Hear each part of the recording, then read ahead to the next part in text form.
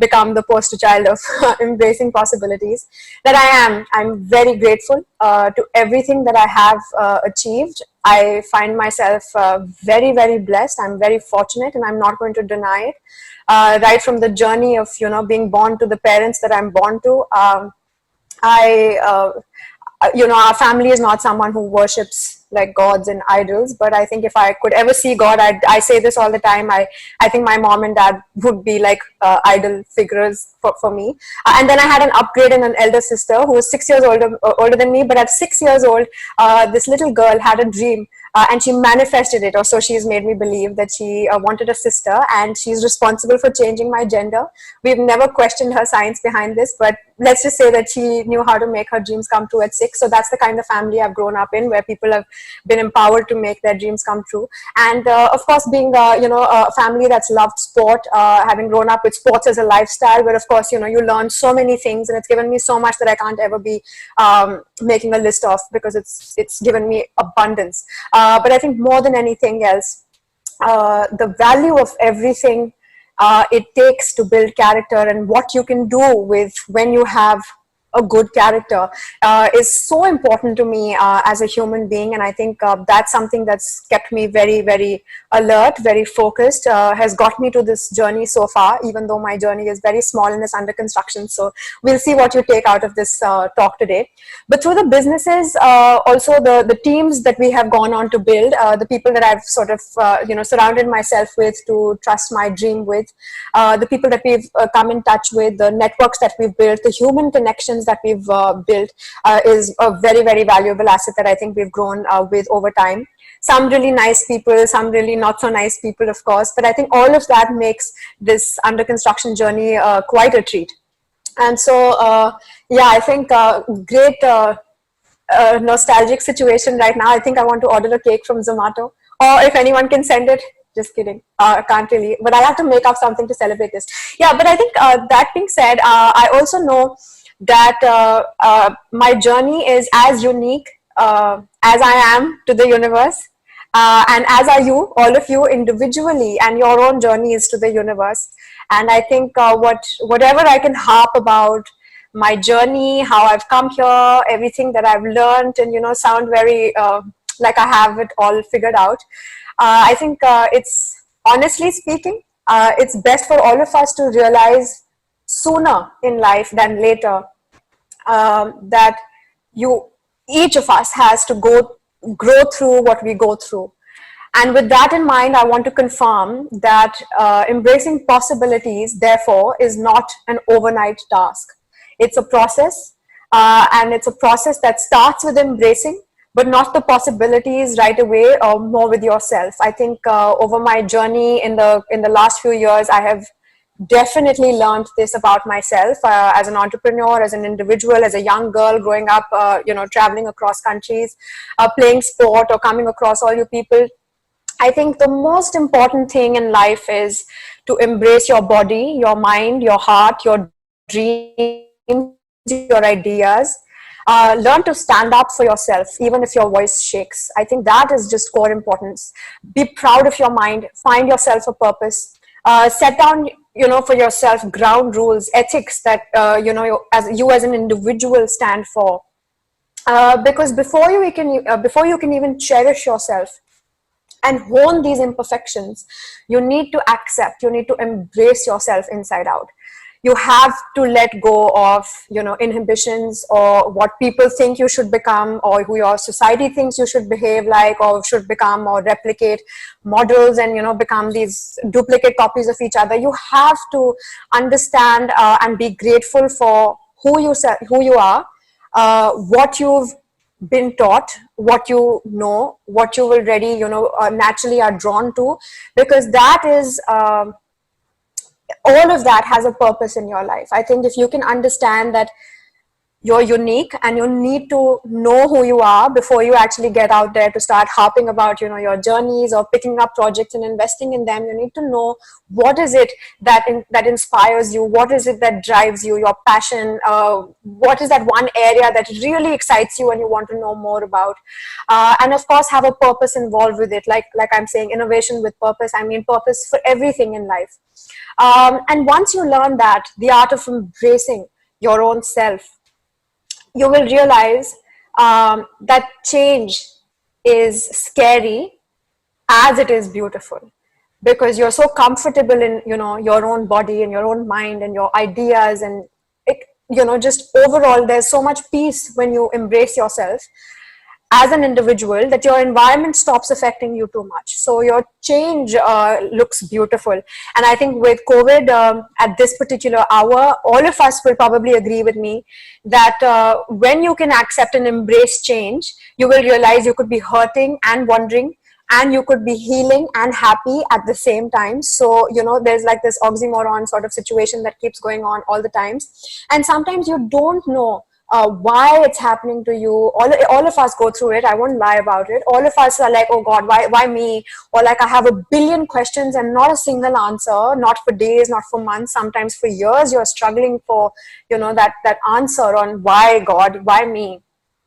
But I think that is that moment where you sort of need to go through, experience all those emotions that come through with that not knowing and that vulnerability, because that is where life is preparing you for these unforeseen moments that then seem like gifts, because you're so ready, because you've experienced life as it came to you, that you start enjoying these things. Like I mentioned earlier in the beginning, that there were these obstacles at a certain point where I was frightened and I didn't sleep for nights together, and I didn't like a certain set of people or the experiences that they came with.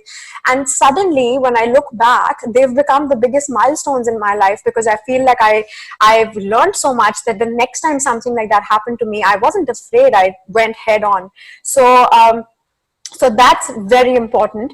And very important to also learn and know always that it's okay. It's always okay. It's always okay if you don't know. It's always okay if you don't have a plan. If you've never embraced yourself, there's never a better time to start than now. And, you know, even if today marks the first day of your journey, or if it's tomorrow, or if it's from a year from now, know that, you know, whatever you think your mistakes are, of course you learn from them if you genuinely believe that that was a mistake. But I think more often than not, we just, you know, take the burden of calling everything that didn't turn out our way to be a mistake, and we keep blaming ourselves, and that keeps overpowering our confidence, whereas they're not actually mistakes, and they're just lessons. And you know, the whole marketed word of failure has been put out to us as such a negative space, that we're always like, oh, she failed, or she couldn't do this, or look, that was bound to happen. But there's so much negativity around that word. But for me personally, having done such different you know, jobs and wearing multiple hats, I feel all the time that if I could possibly, if I'm given that one power, I would change the definition of failure in the dictionary, and I would, you know, probably call it a sign that you have the courage to stand out and take the onus of paving your way. And I think for me, failure equals strength. It takes a lot for anyone to try something so hard and fail and still get up, because that person understands that there is no expiration to reinventing themselves and trying all over again. So I think if you look around in the space of negativity right now, there's a lot of us, I think all of us that are watching here, the webinar and all these works that we're doing today are online, and we very often come across people who are, you know, negative. They troll people, they say negative things, they say nasty things. Sometimes also in our real lives, a lot more, you know, both men and women get it, but women sometimes get it a lot more. From different you know, genres in our life, where people sort of say these things to you, and all of us have at some point been like, whoa, I can't believe they said that. I'd never thought people would talk like that, right? Like, I think that's probably happened with all of us. And I think that is when that is the, you need to understand, and that can only happen if you've already started embracing yourself and understanding, change, and accepting that life as okay. You will understand that it's not personal. It's just the fact that these people have had unsatisfied dreams, they've had unmet dreams, they've had no faith, they've had no courage. And so it all comes down as like, how you have like fire burning in your stomach as a child. You want to go out and explore the world and do things and, show your magic to everyone. And this fire hasn't been touched for so many years. It is bound to become ashes, and that is where the negativity stems out of. So keeping that awareness in your mind and not letting the negativity affect you, and use those, your own experiences, your individual experiences for each of you on each of your journeys. It could be anything. It could be professional, it could be personal, it could be your just going out and doing something you've never done. That is a part of your journey. You have to do it for yourself, and you owe it to yourself, because that's the whole point of embracing yourself. The other aspect of evolving in this process of embracing yourself and getting towards closer to embracing possibilities is having an open mind. And no, and I don't mean leave your thoughts and beliefs on the side and focus elsewhere now, or completely become SpongeBob and forget your own perspective. But I think it's very, very important to listen.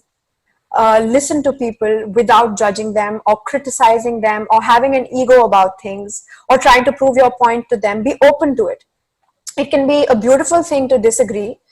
It's thought-provoking, to say the least. Sometimes it's reassuring. You may know better about the subject matter, and you're like, okay, thank God, at least I don't sound like that person I'm talking to. I understand. So, maybe you can share tips from your end to help them become a better subject matter expert on that particular area. Or maybe you get to learn something and it's all for free. More importantly, though, what I'm trying to get at is, when you're trying to be open in life, instead of allowing disagreements to change your mood and walking out of the conversation, I think it teaches you patience. That is critical for whatever you do in life. I think it's very, very important to just allow yourself the inner wisdom, testing your own limits on how much someone can push you and you still don't get affected, and it doesn't deter you or doesn't, affect your self-confidence. And how, most importantly, I think sometimes when you walk out of a situation, it's because you're hurt. And the most important thing, being open to life or being open to people, that teaches you is the experience of how not to make someone feel in any situation. I think it's so important, because as human beings, every time we're hurt, we all become like, we become a shell, and some of us get angry and we react, but more often than not, we shut up and go into our shell and start, pushing that emotion down within us. But if you notice, a lot of us will never replicate something like that, so that somebody else doesn't feel that hurt the same way. So it's basically saving you from bad karma. But having said all of that, I think the only way you can reach the level of embracing a possibility is if you can not only embrace everything that I just said about yourself, but very critically know your worth. You have to find the courage to let go when you are no longer being pulled to the energy you want. You just have to find the strength to leave when what you want is no longer there. And you cannot find your own worth in someone else or by proving it. They either get it or they never will. But your value is found when you become aware of how worthy you are and what is really worth your energy. I think if all of us understand that and put that together, that is when you start the process of embracing possibilities, and then the possibilities are absolutely endless. On a sunny day, you're good to go. On a rainy day, like ones we're witnessing right now with COVID, I think for people, all of us here, and I understand that a lot of you here already understand this process, because that's the reason you've sort of brought this platform together. You understand your worth, and more specifically your strengths, and then you apply it to open doors, not for yourself, but also for other people. create possibilities by, knowing something just as trivial as small businesses right now account for, in our country, nearly a quarter of India's 2.9 trillion economy and employ more than 500 million workers that have been affected by the corona.